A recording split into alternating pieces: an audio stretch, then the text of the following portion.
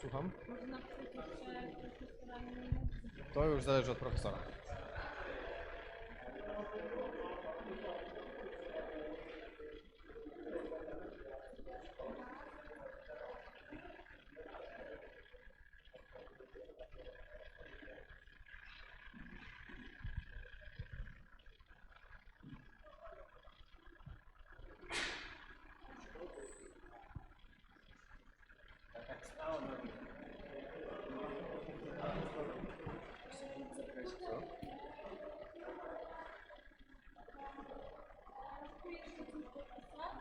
Czy pan wyraża zgodę, żeby tak wygląda, nazywał się...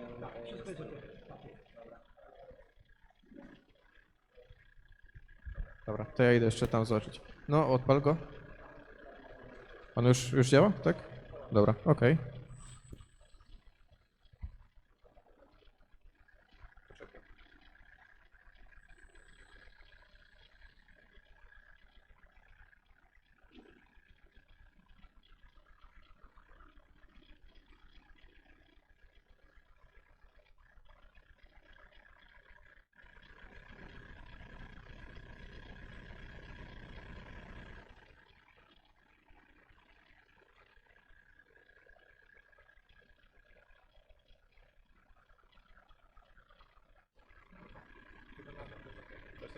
Nie,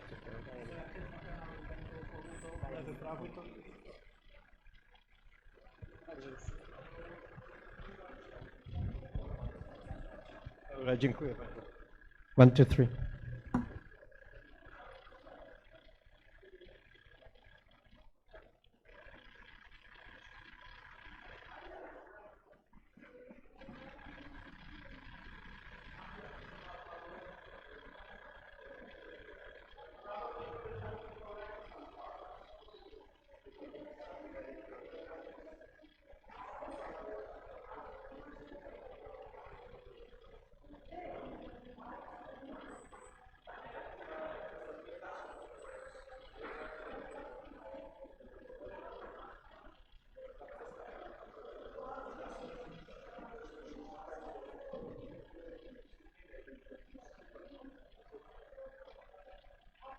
Ostatnio dostałem takiego maila.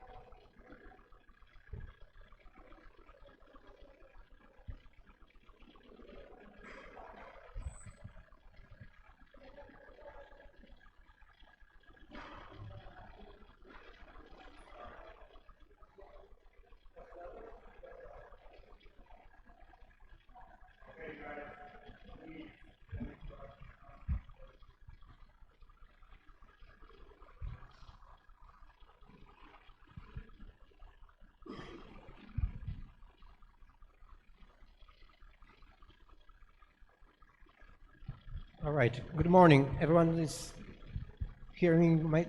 Okay? Can you hear me? Okay.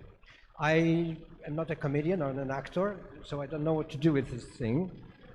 But I'll try to not only holding it in my hands, but also to focus on the issues that, to discuss. Well, this is our 5th lecture of the workshop. Just to create a context, the first one was on the core concepts of dynamic media. The second was on the principles of data visualization. The third was on the case studies of data visualization, historical and contemporary. Yesterday we talked about data valiance, which is surveillance through tracking data. And today I titled this lecture, Language is Technology.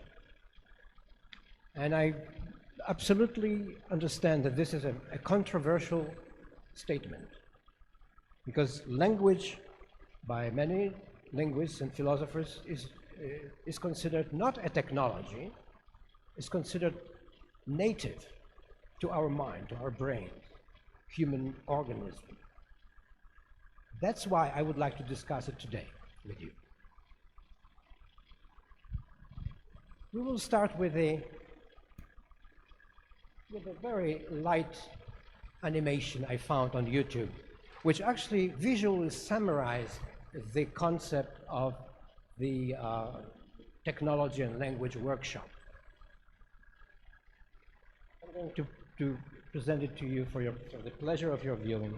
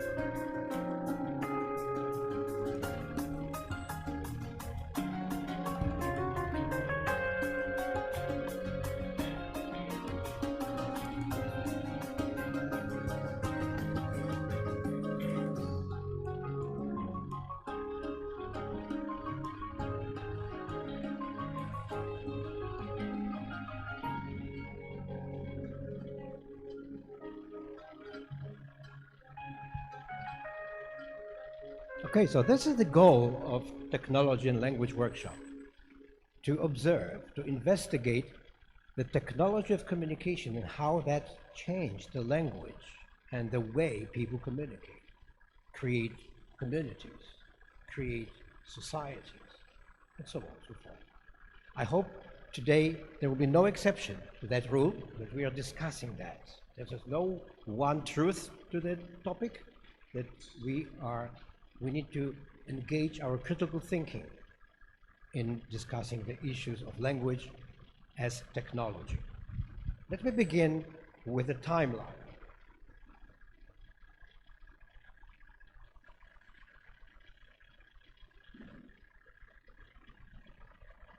Let's imagine that the entire length of time that modern humans have been around on the planet is represented by these steps. People like you and me, the species known as Homo sapiens, we've been around for about 150,000 years. That's where I am now. Biologically, from then onwards, human beings didn't change. We had exactly the same brain as we have today. And yet, for more than 100,000 years, we didn't create any images. It wasn't until here, that's about 35,000 years ago, that something began to change. Archaeologists call it the creative explosion, the moment in time when people first began to create pictures. So, did you know that? When I saw it for the first time, when I learned about it for the first time, I was shocked that on the timeline of Homo sapiens, graphic communication happened so late. Well, we are around 200,000 years, 150,000 years. This is the dating of Homo sapiens species. Well, I have to say that, but I hope we are not proud of it, that at the time, there were many species of Homo. Over time, we got rid of them. So now we are the only species of Homo on Earth. But look at so this is the span of Homo sapiens until we start using graphic communication. Look at the other 2 points on the timeline. This is the language, fully developed language, spoken language that is, and writing. The gap is almost the same. It took a long time to develop a graphic representation of speech. So here we are. Of course, we can go further and say, well, what does it mean that language developed fully? Well, it happened more or less in this time of cognitive revolution. The language became complex enough that Homo sapiens could tell stories, could use that tool of language to talk about imagination, to imagining things, to create fiction. This is a big step forward. This is now the tool not only to communicate, but to create. And probably it's a joke, but probably it started with gossiping about our neighbors. Well, at the same time, maybe because of that, there's a lot of changes in the Homo sapiens tools. Look at those.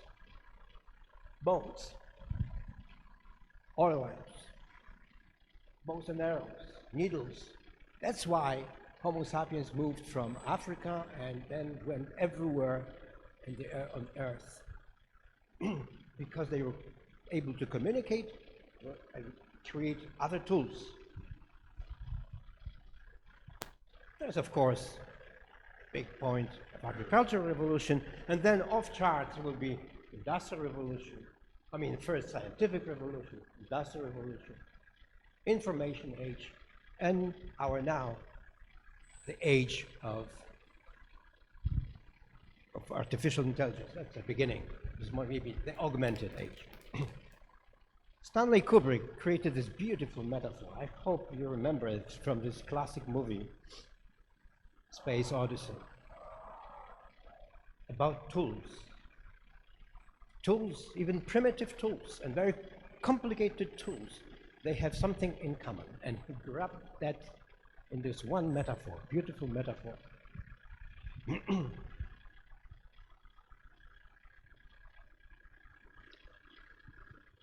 I would like you to listen carefully to this very energetic speaker. It's Jason Silva. Maybe you know this name. He will be talking about language as the first singularity. Listen to this.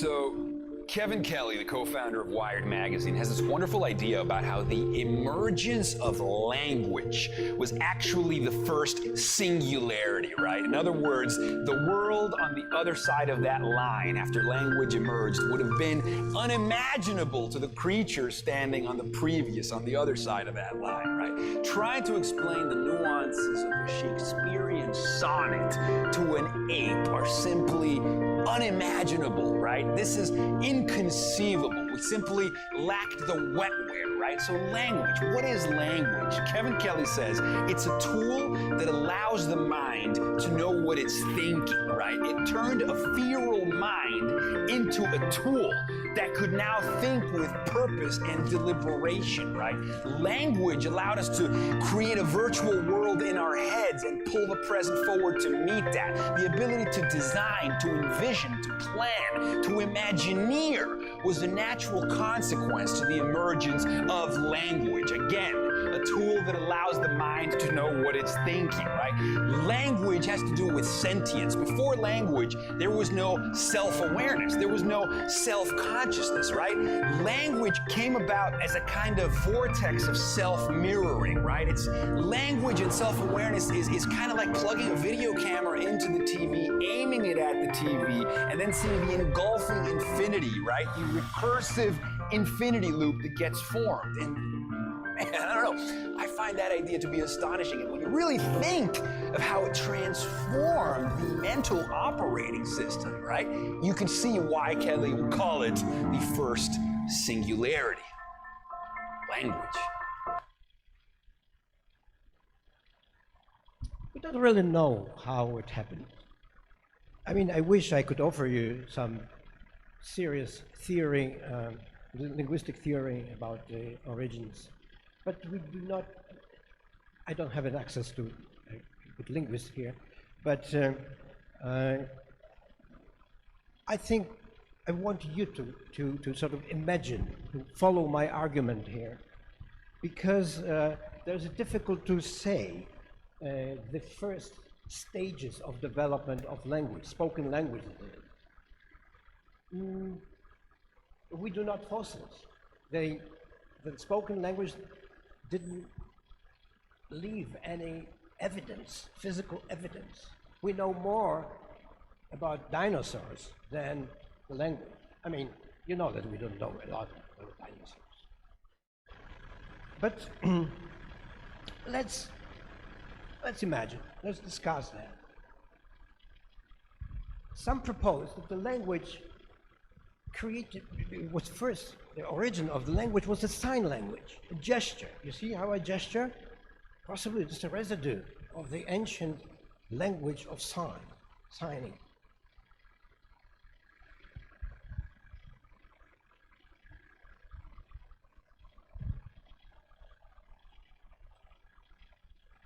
Another question is, did it happen at once or progressively? We don't know that. Some say that it happened at once, that it was a mutation of a gene, and it happened always at the same time, more or less, everywhere where Homo sapiens was located at the time. But we don't know that, actually. There is another theory about proto-language. Do I have it there?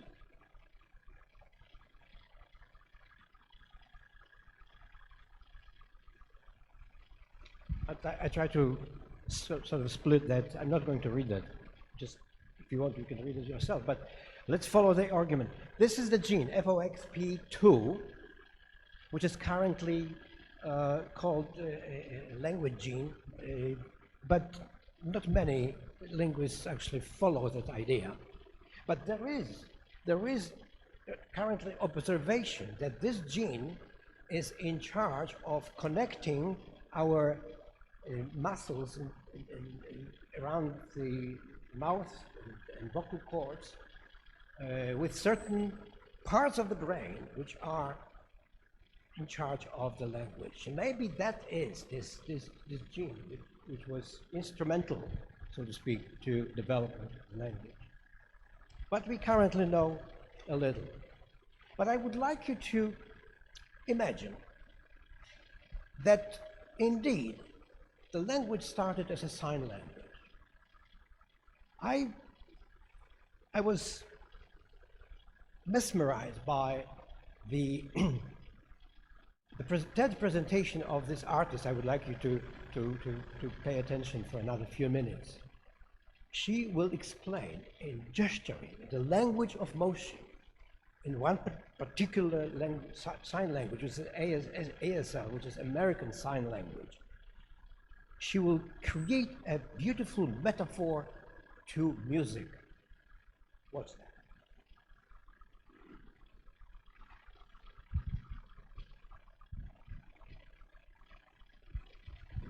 So with sound as my new art medium, I delved into the world of music. And I was surprised to see the similarities between music and ASL. For example, a musical note cannot be fully captured and expressed on paper. And the same holds true for a concept in ASL. They're both highly spatial and highly inflected.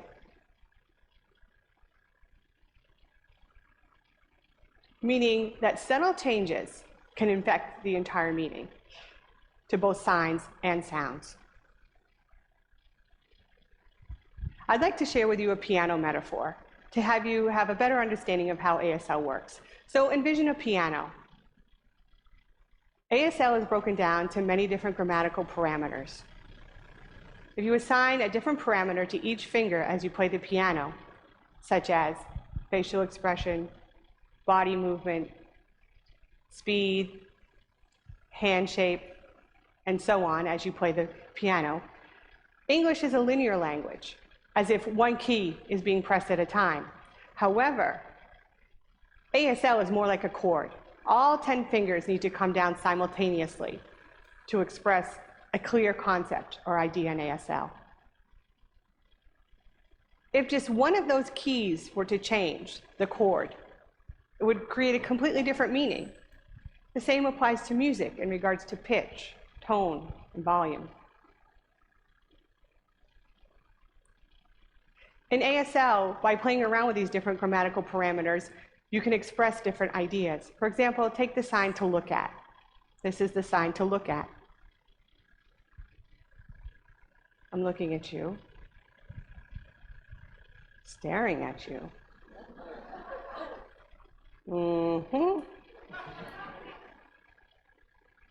Oof, busted. Uh-oh. What are you looking at? Aw, stop. I then started thinking, what if I was to look at ASL through a musical lens? If I was to create a sign and repeat it over and over, it could become like a piece of visual music. For example, this is the sign for day, as the sun rises and sets. This is all day. If I was to repeat it and to slow it down, visually it looks like a piece of music. All day. I feel the same holds true for all night. All night. This is all night represented in this drawing. And this led me to thinking about 3 different kinds of nights. Last night, overnight, and all night long.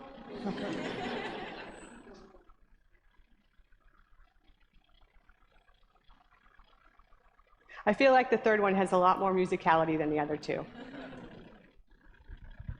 This represents how time is expressed in ASL and how the distance from your body can express the changes in time. For example, 1H is one hand, 2H is two hand.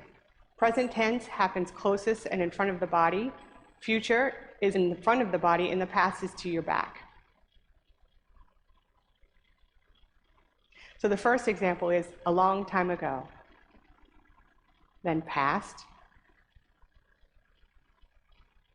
used to, and the last one, which is my favorite with a very romantic and dramatic notion to it, once upon a time. I hope you understand my intention here. This is to show the connection between a gesture, which is basically a visual medium, time-based visual medium. That's why it's so close to speech, because speech is also a time-based medium, on the acoustic level, on the hearing level. And then the equivalent of that is a graphic representation of the sound or the meaning.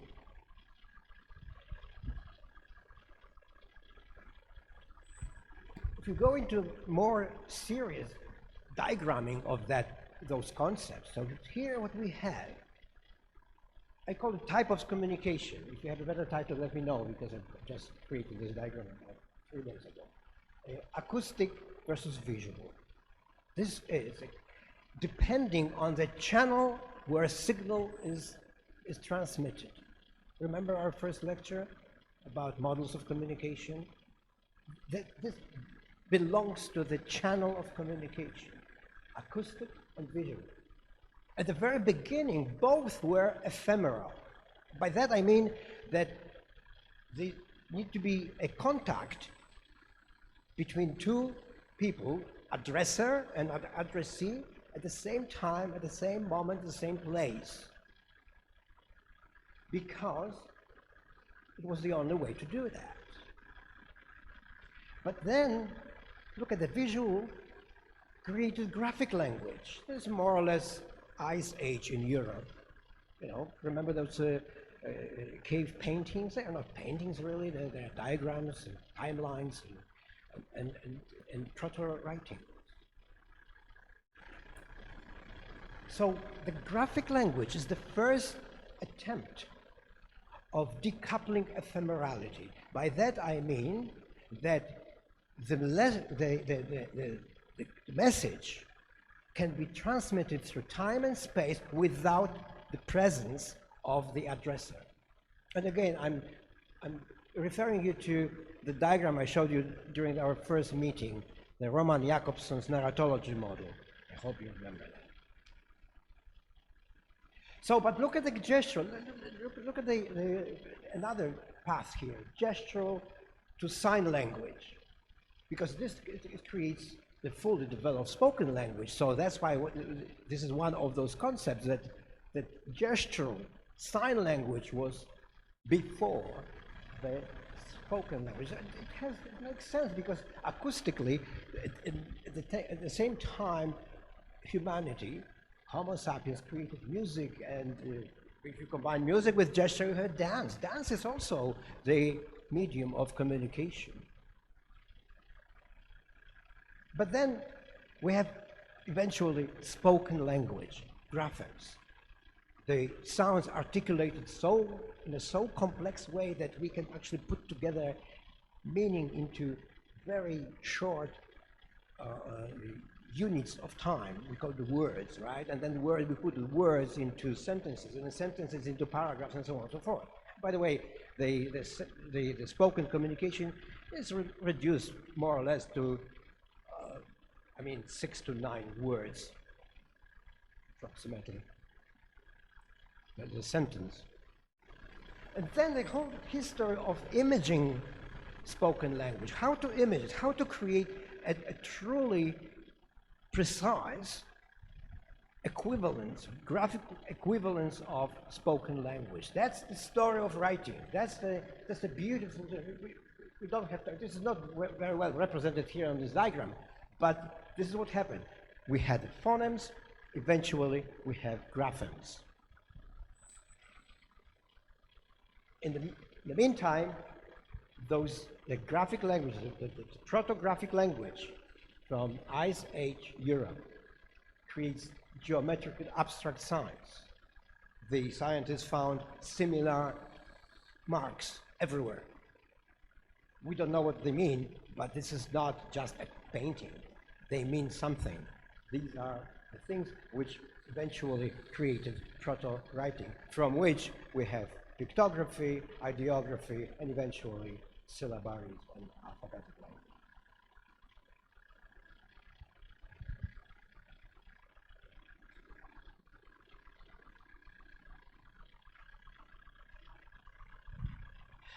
I will upload this book to our wiki tonight. It's not required reading, but I strongly suggest that you read that book at some point. This is a seminal work by Walter Ong, and his argument is observing and investigating the conversion of orality, spoken language, into writing, into literacy. Fascinating stuff. Writing, and then, of course, typography as a technological text. He beautifully writes about that two different domains, orality versus visuality. Look at this. Orality relates to sound, therefore time. Sound exists only when it is going out of existence. So it's a beautiful statement to just acknowledge that that's very true, that the completion of the meaning in your mind of my words, which I currently project to you, is when they are gone. Then you put together what you've just heard and create meaning out of it.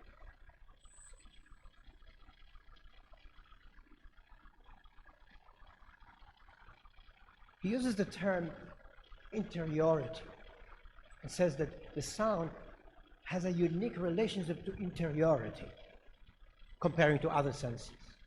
This is what Jason Silva was talking about. That nicely put a reflection that the language is for consciousness to know that we are doing something in our brain.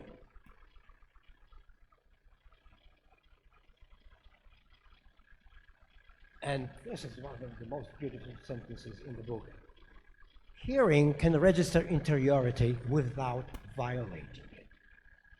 Now let's see what he wrote about visuality.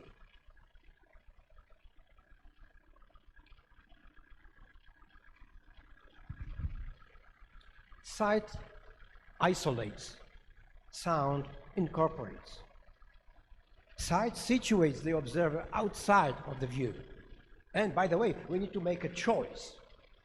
We cannot observe everything at the same time. Unlike sound, which we can hear signals coming from somewhere else. For a good reason, just to be prepared and not to be eaten by an animal.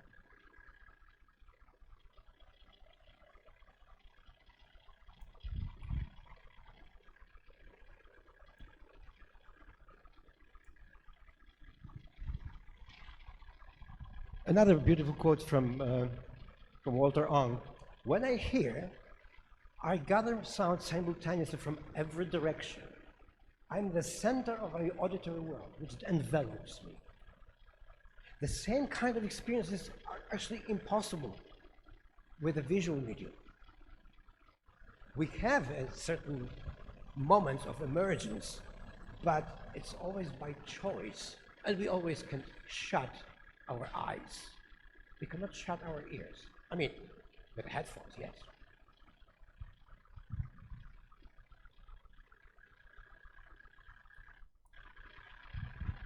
I would like now to invite you to discuss with me, through the approach of critical thinking, our old friend Jacques Derrida. Remember, we discussed the deconstruction during our, I believe, second lecture. He wrote this amazing book of grammatology, and he creates those dichotomies of spoken versus writing, spoken language versus writing. And I'm bringing Derrida, not, excuse me, not because I particularly subscribe to his philosophical views, but there is an interesting juxtaposition or dichotomy he's pointing to, and that's in the spirit of his methodology of deconstruction. So let's follow it. Could you please be involved in this? I don't want you to just listen. these are statements or dichotomies which not necessarily are true. I want you to think critically whether this is indeed something we agree with or not. Speech is interior to the mind. Writing is exterior to the mind. Agree, disagree?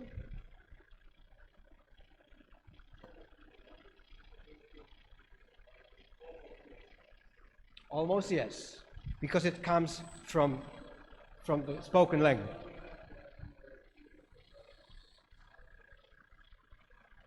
Exactly. So this is one of the arguments, and I agree. There's so close connection of how we render the thought in spoken language and this in interiority. This is the term of Walter Ong, with writing, that it's sometimes inseparable. But let's go to the second, because it creates even more mess. Yes. Keeping still the first sentence. Not exactly agree. There are the various forms of writing. I mean, in example, Braille for the blind people, and it moves the areas of the brain which are responsible for visuality and for visual representation in the brain. So I think it is a simplification, because on the level of the neurology and the brain level, it is not true. I absolutely agree. This is what we need to do. We need to think critically. Please remember, of grammatology is the second part of the 20th century. We know much more about brain functions, and especially associated with language today, to at least ask new questions. That's why the second line requires no equipment, requires equipment. Is it true? Yes.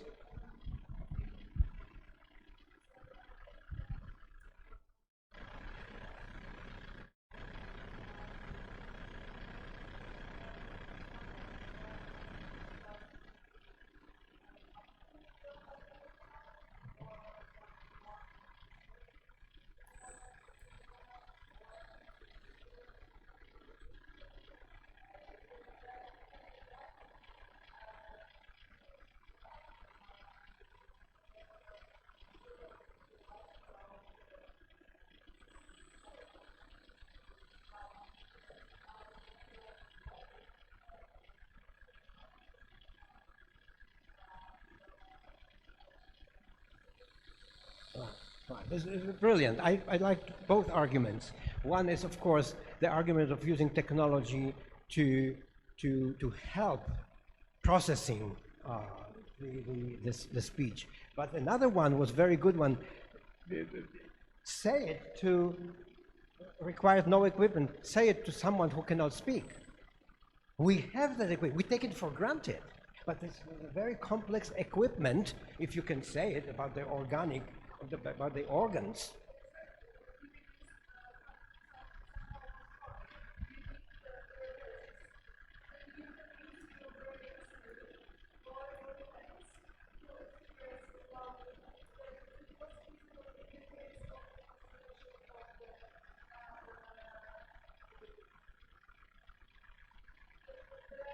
The ASL, yes, yeah, yes, yes.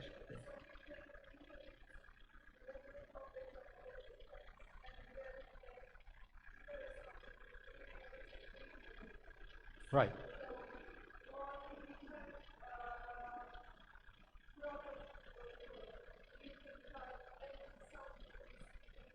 Right.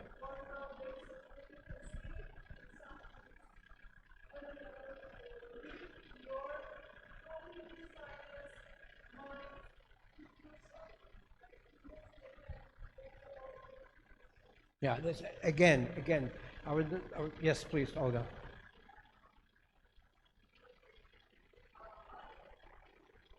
Exactly.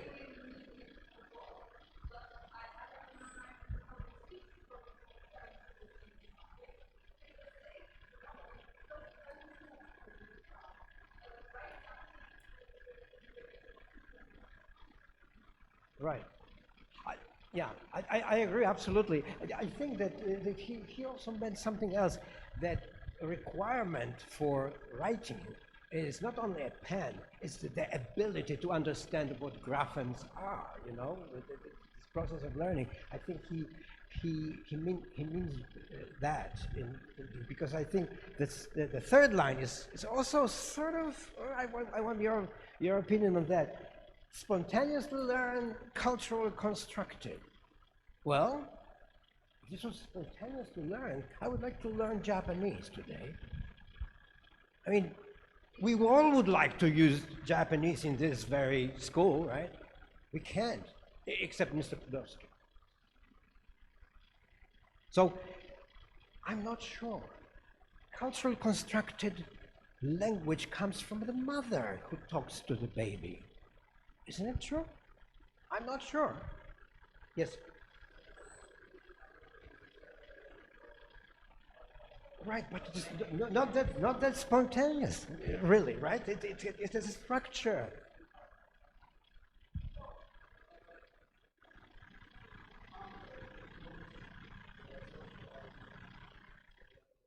Yes, you know, yeah.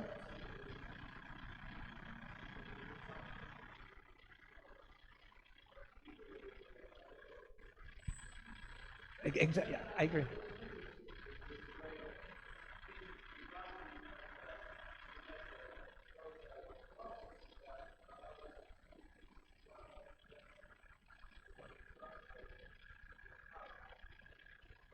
Yes.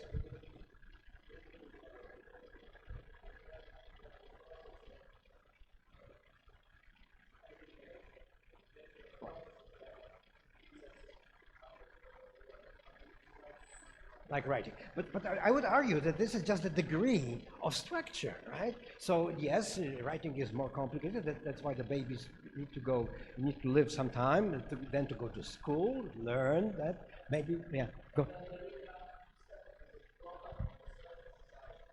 It's true.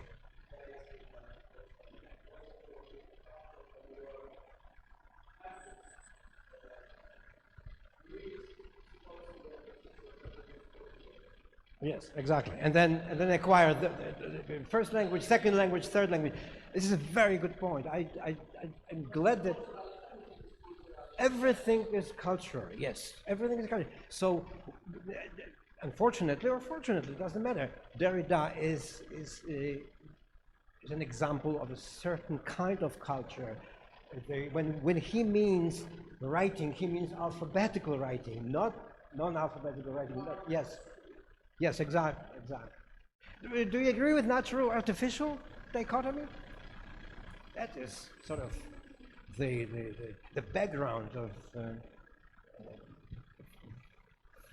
many philosophical discussions. We don't have to solve all the problems, but that is something I would like you, my students from the workshop, to think about. We can discuss it later. And then present subject, absent subject. So we were talking about this ephemerality and decoupled ephemerality, that the signal, the message can cross that border, not physical contact, but through technology, through writing letters. That's a technology too. Writing is a technology itself that creates the idea that we can connect to the stories of other people through messages which they left behind. That's why we can read Shakespeare today or other literature.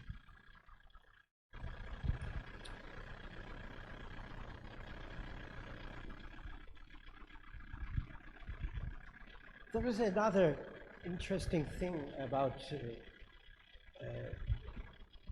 another aspect of writing, or that actually technical writing, because we are talking now about typography. This is becoming an important topic of discussion today, about what is happening with the process of reading. We call it reading experience, RX. Have you ever thought about it? I torture my students in Boston with a paper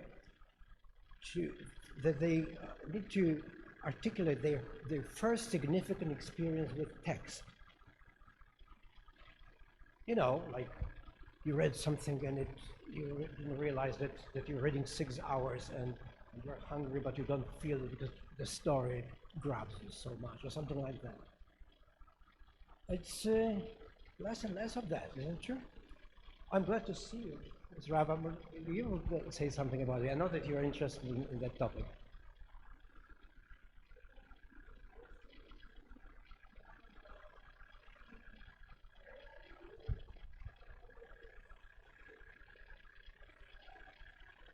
Right?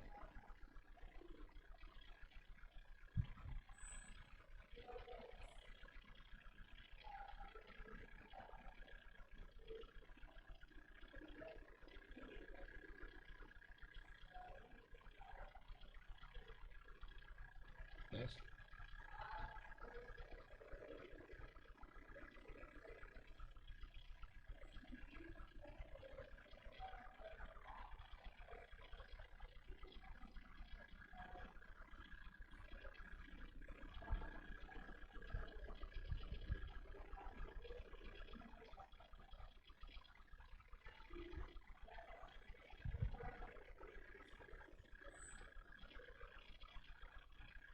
Right.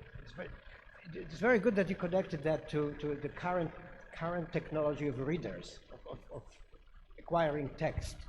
This woman who works in Boston, Tufts University, Marianne Wolf, wrote a book, Reader, Come Home, The Fate of the Reading Brain in a Digital World.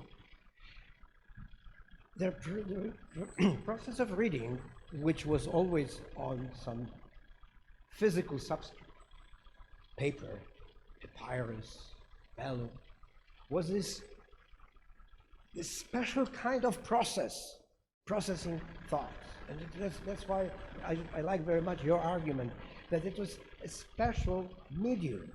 It requires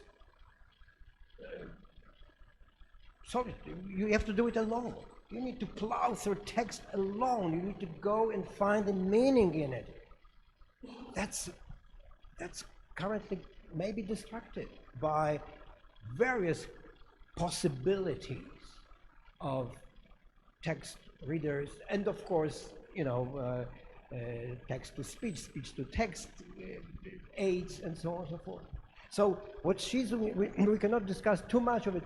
What she's doing is now analyzing what is happening to our capabilities of deep reading versus skimming, because acquiring information through text is not the same as deep reading, that you build your own narrative and your own argument reading someone else's narrative.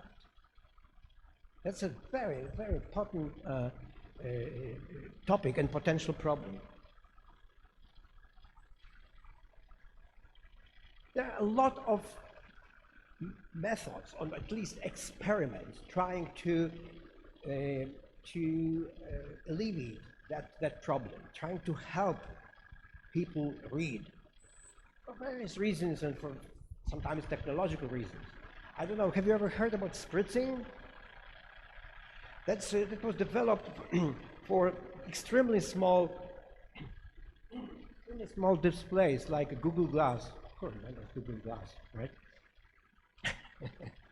But this was this idea that you read this way, that there's always, you don't have to involve your rapid eye movement, which usually is associated with the reading of the line. Try to figure out how quick you can read with spritzing. This is called spritzing. This was, as I said, developed first for Google Glass.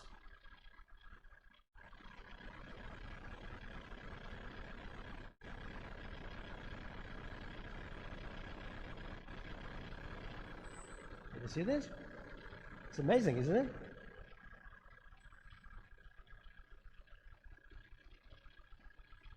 But wait for the conclusion. So the joke of the conclusion.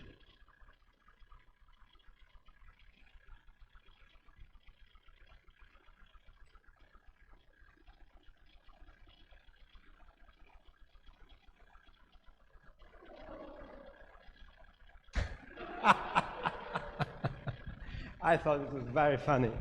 That's the original application, that you could type your text and then see how fast you can read. And it's actually, it can go really, if you want to spend some time and train yourself, it can really speed up your text acquiring. Does it make your reading deep enough? It's a totally different story. It's about Russia. There's another proposition, I'm sure that you know it because I discussed it with a few of you. The Sans Forgetica. Have you ever heard about this font? So here's the assumption that to slow down the reading will make you read deeper. I don't know. In order to do that, you may start with a font to make the distraction, to slow down your brain because you are making the difficulty with acquiring textual information. So there's many different versions of that. This is a project from Australia. And eventually, this is Sans Forgetica. It looks like this. This is Stephen Batham, did it in the graphic design department there, together with the scientists from the psychology department. Anyway, the color is entirely different, but it doesn't matter.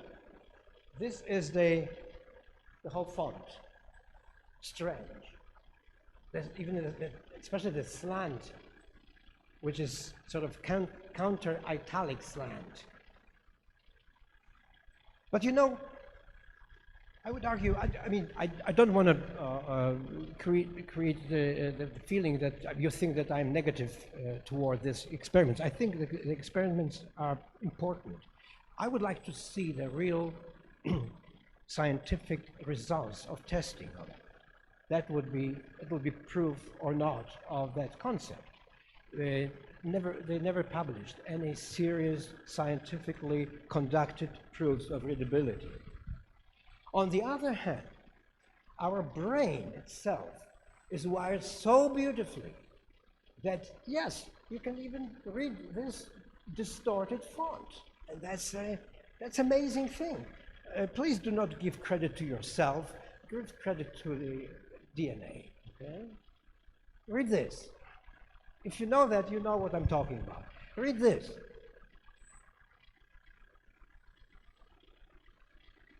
Isn't it great? Our brain is such an amazing instrument for pattern processing. And I know what graphic designers are thinking. Okay, does it work in lowercase? Does it work in sans serif type? You know, yeah, it does. It does even work with Sans Forgetica. Can you believe it? Anyway, so the process of slowing down for reading.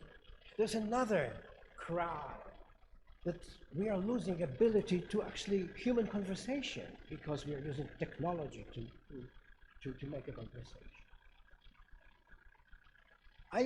If you're interested in those topics, I would like you to hear the first 3 minutes of Sherry Tarkle. The whole TED Talk link is on our wiki. So that's a required reading.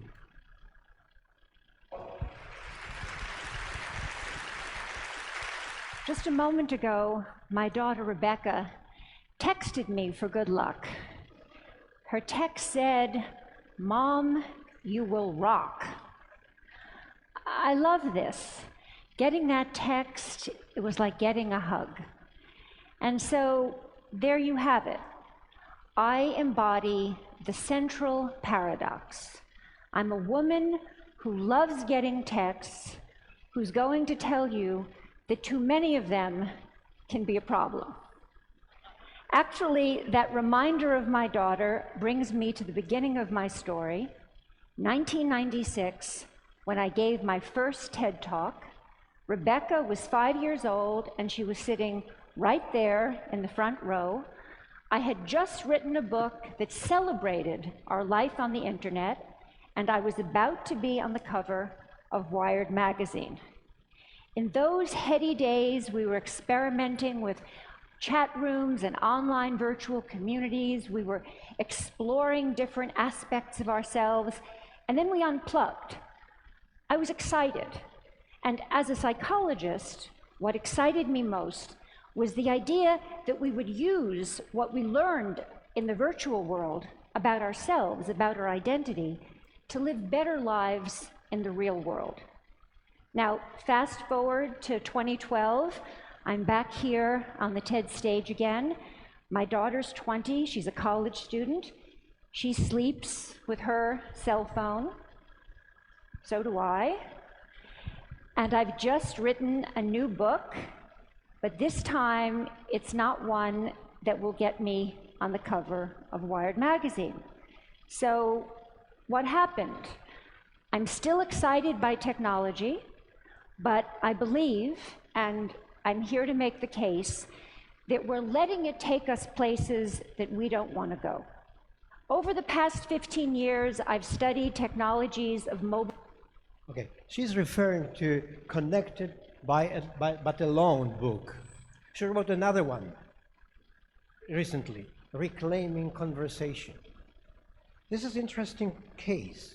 She's a psychologist, a professor of MIT in Boston, and she was one of the first proponents of technology, of communication, how this is going to make our lives better and connect us even closer and help disabled and so on and so forth. Beautiful books, specific books giving evidence that this is really true. And all of a sudden, she changed the camp. She started thinking critically about that. She started doing research to prove otherwise, not so optimistically. I'm not saying that only one path is good and the other one is bad. We need to have both to understand what is going on. For example, texting. Is it speech? Is it writing? Text is trying to adapt to these difficult times. If you don't know what I'm talking about, talk to Olga. You know, emoticons, emojis, animojis. This is a new, there are new arrivals in the weaponry of textual information. Another tech talk by a professor of Columbia. Again, the full link to the full TED talk is on our wiki.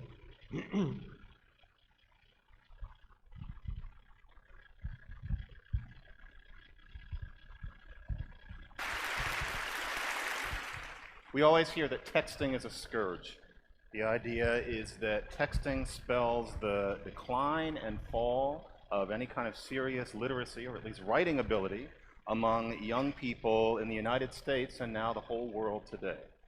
The fact of the matter is that it just isn't true.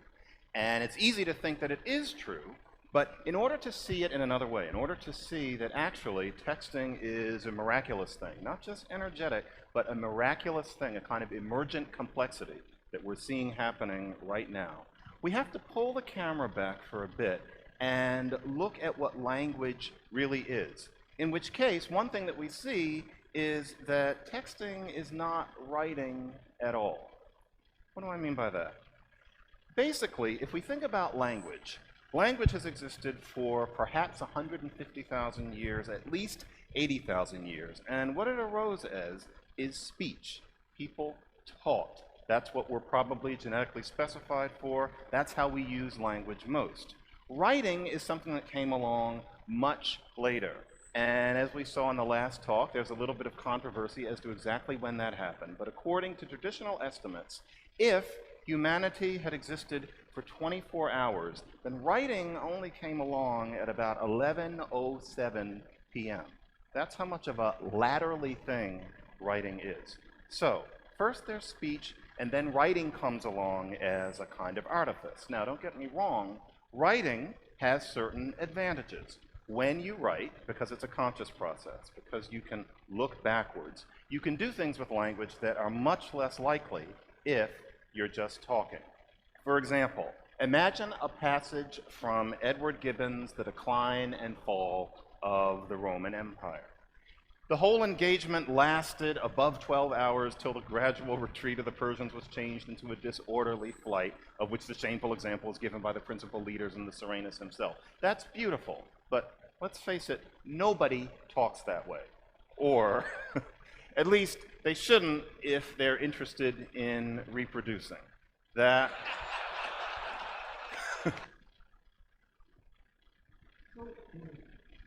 So, to finish this part of our workshop, some researchers proclaim that we are entering the post-text future. I don't think there is post-text future for humanity. Humanity is sentenced to use text as the tool of communication. It will change. We will create new technologies. There will be more automation in processing text and even generating text, so on and so forth. But humanity is here because of text.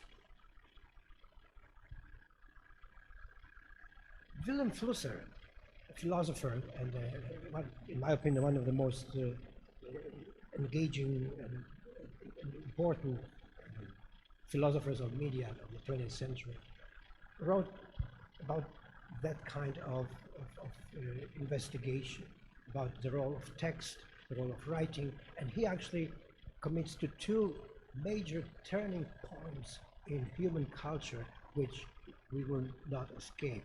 First was invention of linear writing, second was invention of technical picture.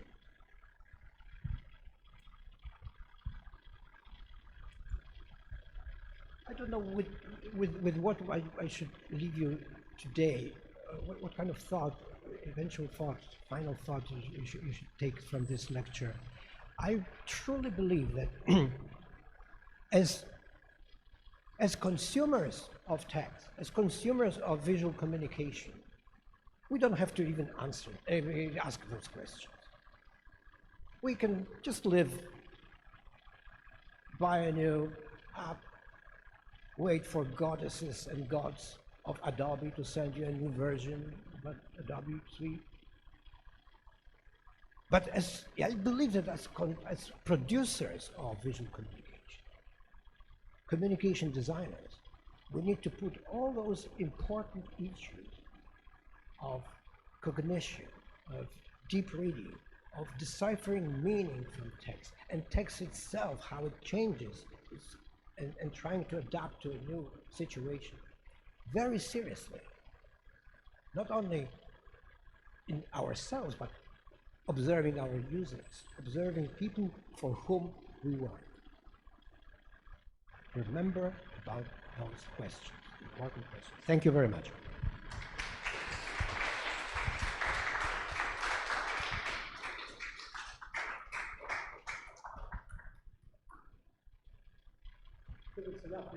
According to my timer, it's 59 minutes 04. So I apparently had a 1 hour. I did well. We certainly need a break, right?